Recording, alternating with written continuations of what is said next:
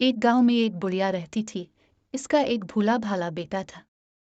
बुढ़िया मेहनत मजदूरी करके अपना और अपने बेटे का पेट भरती थी। एक दिन बुढ़िया बीमार हो गई। घर में खाने को कुछ न था। रात को माँ बेटा दोनों ने फाका किया। अगले दिन माँ ने कहा, अब तुम कुछ काम करो, जंगल से लकड़ियां ही लाकर बेच दिया करो ताकि गुजारा हो सके। मासूम लड़का ने जंगल की राह ली। जो दरख्त उसके रास्ते में आता वो इससे पूछता, मैं तुझे काटूं या नहीं? किसी दरख्त ने भी इसका जवाब ना दिया। शाम होने को थी।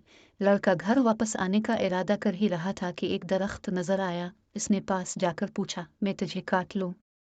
दरख्त बोला, हाँ काट ले, मगर एक नसीहत करता हूं। मेरी लकड़ी से पलंग बनाना और बादशाह के दरबार में ले जाना। अगर बादशाह उसकी कीमत पूछे तो कहना कि पहले एक दो रातें इस पर सोए, फिर अगर मुनासिब समझे तो खरीद ले। लड़के ने दरख्त की हिदायत के मुताबिक इससे लकड़ियां काटकर पलंग तैयार किया और बादशाह के दरबार में पहुंचा। बादशाह ने कीमत पूछी तो मासूम से लड़के ने कहा, पहले आप इसको एक दो रात इस्तेमाल करें, अगर इसमें कोई खूबी पाई तो इनाम के तौर पर जो दिल चाहे दे दे।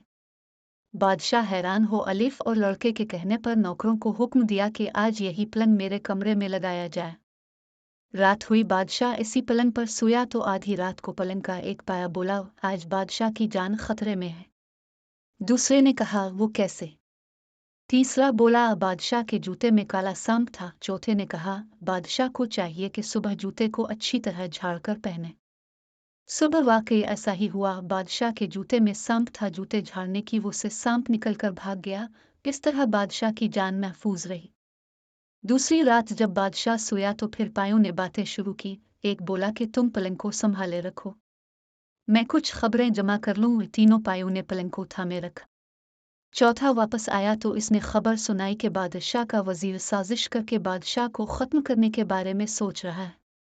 फिर दूसरा पाया गया और खबर लाया कि बादशाह की बीवी वजीर से मिलकर बादशाह को जहर देना चाहती है। तीसरे पाए ने तजवीज़ पेश की कि बादशाह को चाहिए कि वजीर को मरवा दे। चौथा पाया गया और ये खबर लाया कि बादशाह को जो दूध सुबह पीने को दिया जाएगा इसमें जहर होगा।